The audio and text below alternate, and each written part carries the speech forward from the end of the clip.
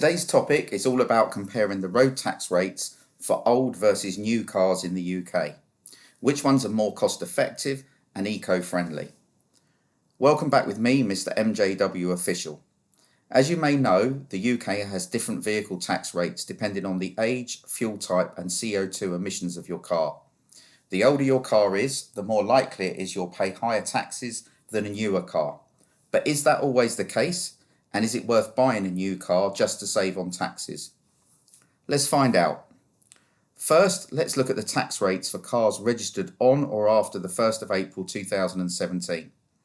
These cars are road taxed based on their CO2 emissions in the first year, and then a flat rate of £155 per year for petrol or diesel cars, or £145 per year for alternative fuel cars such as hybrids and electrics. However, if your car has a list price of over £40,000, you have to pay an additional £335 per year for the first 5 years. For example, if you buy a Toyota Aygo X with a list price of £12,495 and a CO2 emission of 93 grams per kilometre, you have to pay £135 in the first year and then £155 per year afterwards. That's a total of £890 for the first 5 years.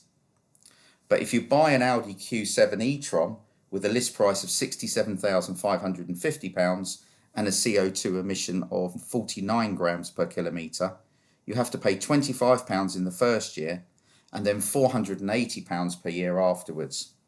That's a total of £2,465 over the first 5 years. So as you can see, buying a new car can save you some money on taxes if you have lower CO2 emissions and a lower list price. But if you have higher CO2 emissions or a higher list price, you might end up paying more than an older car. Now, let's look at the tax rates of cars registered between the 1st of March 2001 and the 31st of March 2017. These cars are taxed on their fuel types and CO2 emissions only. The rates range from £0 to £695 per year for petrol or diesel cars, or from £0 to £685 per year for alternative fuel cars. For example, if you have an old Ford Fiesta Zetec petrol with CO2 emissions of 133 grams per kilometre, you have to pay £170 per year. That's a total of £850 over 5 years. But if you have an old BMW M3 with CO2 emissions of 263 grams per kilometre, you have to pay £695 per year.